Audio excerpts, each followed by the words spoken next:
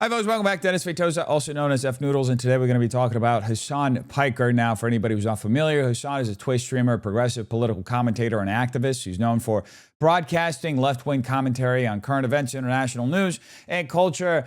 And he has a sizable audience of over 11 million followers overall, making him one of the most visible voices on the American left. That said, Piker is not someone who's beyond controversy.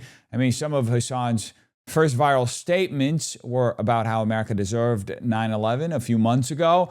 One of his bigger controversies occurred when he was allegedly caught on stream shocking his dog. So beyond his political statements, there's a lot that Hasan has done that's drawn criticism, not just from the right, but from people on the left as well. That said, he's still pretty much the media darling of the left. They've tried very hard, gone to great pains to build him up as the Joe Rogan of the left.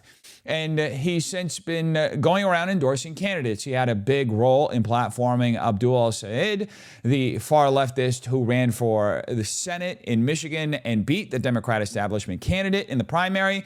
He backed Francesca Hong, another DSA. He backed Chevalier and many of the other candidates who won their primaries in New York.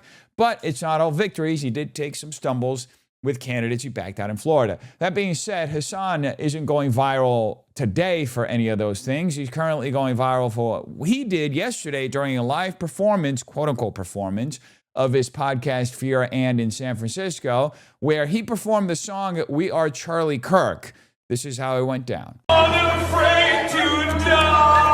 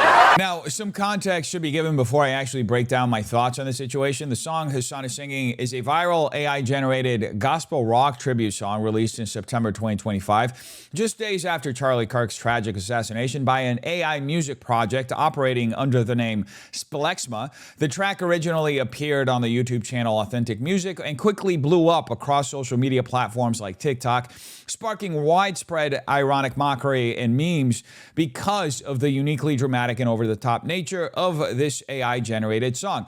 And I can share this anecdotally, actually. Very often when I've been debating on campuses over the past year, you'll have a leftist approach you singing this song, sometimes relatively aggressively, trying to get a reaction out of you, and then saying something like, watch your neck, because as we all know, Charlie was shot in the neck, and that's, a covert way of issuing a threat. That said, I haven't heard too many people on the right actually playing this song. It pretty much became strictly a meme for the left. That's where it primarily gained traction. On the left, as this over-dramatized, kitschy song that people on the left made fun of so they could make fun of Charlie Kirk's assassination. In fact, you can go into the comments of the song from 8 months ago, and some of the top-rated comments are things like, this has got to be the most unintentionally funny thing ever created. The fact this is AI slop makes it even funnier. This sounds like something they'd write on South Park, notably South Park being the satirical comedy show on Comedy Central, which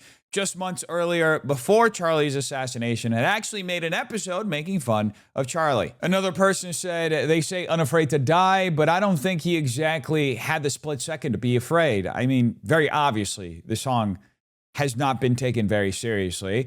It's not made by a human. It doesn't actually express a sentiment of human emotion. This was somebody trying to capitalize on Charlie Kirk's death and attempting to create something they hoped people would be playing or blasting. The channel itself just posts all sorts of slop, so much so that they have a song named Wah Wah Wah Chihuahua. They apparently also made several different versions of the Charlie Kirk song, sped up nightcore versions, rock and roll versions. So again, the purpose behind the song was never to actually honor Charlie. It was meant to capitalize on his assassination. And because of how ridiculous and overly sentimental the song ended up becoming, something that if a human were actually involved in the making of the song or any song commemorating Charlie, presumably the outcome would have been handled with more tact and wouldn't have become a meme of this sort. And it became a meme on the left specifically because it gave the left a way to mock what they viewed as the overly sentimental reaction to Charlie's death, as well as Charlie's death in and of itself. They mocked the sentiment surrounding Charlie dying and the fact that from his death onward, many people were calling Charlie a martyr and discussing his assassination within the broader subject of political assassinations. Charlie has very much since taken a place on the right as a symbol for freedom of speech, as well as many other causes. Needless to say, all of that has become the subject of ridicule. Hasan has sung this song on his channel many times before, so this was definitely not the first time he's sung it, although that would probably come as a surprise to most people, considering just how poorly Hasan was singing here. But this time, he was singing it live in person, I guess. Maybe he got the jitters. That's why he couldn't hit a single note. That being said, Hasan's performance has invited almost universal condemnation on X, and we're going to look at some of it. But before we get to that, I do want to look at Hasan's own post about the live, quote-unquote, performance of his podcast, Fear And. You have the four hosts standing in front of an audience that looks like the largest collection of Reddit mods I've ever seen in my entire life. And Hasan captioned the picture on X saying, "Carried the flame tonight," and once again, calling back to the song. And by the way, I should note something I didn't mention earlier. The video we watched actually picks up right as Hasan is singing the Unafraid to Die portion, and you hear people in the audience cheering loudly. That should tell you everything you need to know about the ironic intent behind performing this song in front of a bunch of leftists. And it's ironic intent because people on the left are so unbelievably facetious, cowardly, and feckless about this sort of stuff. You see them in the comment section attempting to ironically defend Hasan's performance by saying, well, it's a tribute song. We're all just paying tribute to Charlie, without acknowledging the obvious fact that, no, you're mocking Charlie. None of you loved Charlie.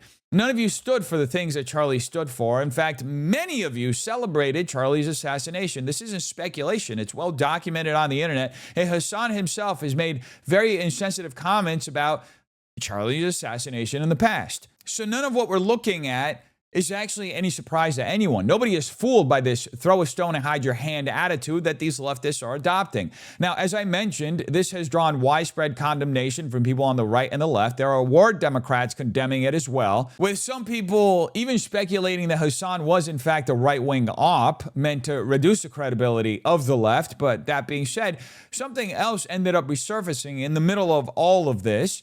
A video of Charlie Kirk running into Hasan at a conference and shaking his hand, and this is what transpired. What's up, Charlie? How you doing? You gotta send me commission on all the YouTube videos you make about me. Anyway, Mogged. Hasan got totally mogged and painted as an obsessive freak by Charlie. That's really what transpired here. I'm not even going to beat around the bush and pretend it's something else, okay? This isn't speculation either. Hasan has made several videos about Charlie. In fact, one of the things that Hasan kept bringing up in the aftermath of Charlie's assassination was the fact that Hasan was supposed to debate Charlie. And Hasan expressed disappointment several times that he wouldn't get to debate Charlie because Charlie is no longer with us. So, I mean, the jokes just write themselves, folks. Hasan has been salty this whole time about Charlie mogging him. And thus, this is the only way little Hasan can let off some steam and feel a little better about himself. Like, he's the big man, finally getting one over on Charlie because, you know, Charlie is no longer with us. That being said, I do want to look at a clip from Asmin Gold where he reacts to Hasan singing that song, and we're going to talk about it on the other side. Here's a clip. Anyway, this obviously was so cringe it's gone viral, and it's really, Jesus Christ, it's really not that drive safe. Oh, drive safe. Okay, now I understand it.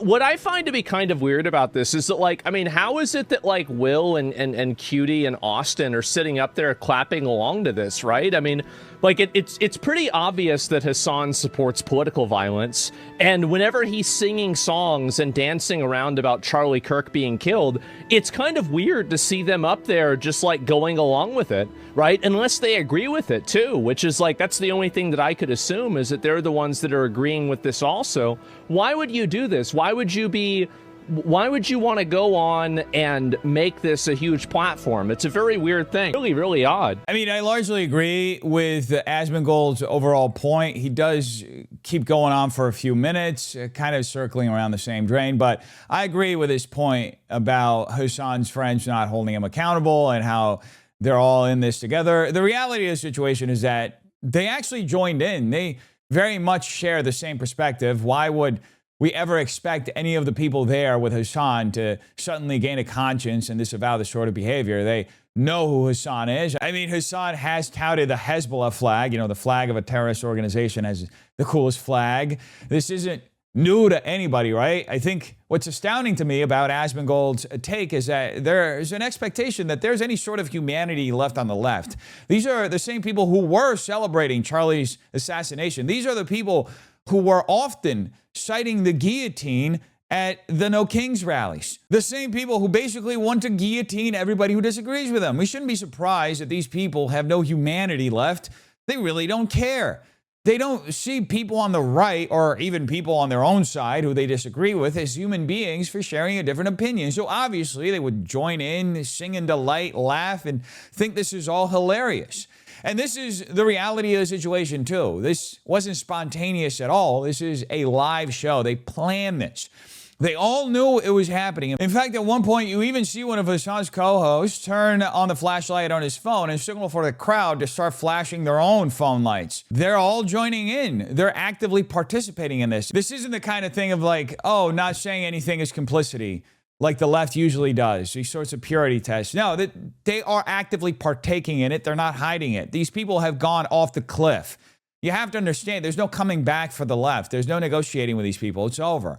The time for negotiating is over. We don't negotiate with terrorists, and this is what they are. This is terrorism. This is a form of terrorism because this is a side that killed Charlie Kirk. Actually, let's take it back for a second. This is a side that threatened to kill Charlie Kirk for years, that effectively killed him, that then celebrated his death, that then pushed conspiracy theories to obfuscate Charlie's death, and then actively ridiculed his widow and his family, right? Now they're taking every opportunity they can to continue mocking his death. So we shouldn't be surprised by any of this. This should come as no surprise to anyone with a pair of eyes and ears. That being said, one of the funnier responses I saw was from Clavicular. Now, Hasan has been wearing this gay-ass mouse suit everywhere he goes, and Clavicular responded to it saying, "You need a tailor. Let me buy you a proper suit. Life-changing experience." Now, I get what Clavicular is doing here.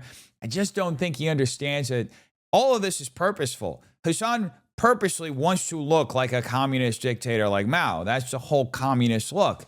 You're supposed to look unkempt, right? Which says a lot. You're walking over from the breadlines and you don't really have the funds to actually get a proper tailor because a guy who would have been tailoring your suit actually died last week of starvation in a famine, along with 60 million other innocent people. So there you go, Clavicular. Good luck with that one. Anyway, folks, you tell me what you think in the comments down below. Make sure you like and subscribe if you enjoyed this video, and share with a friend if you think they'll enjoy it as well. I'll see you again at the next one. Take care. Peace.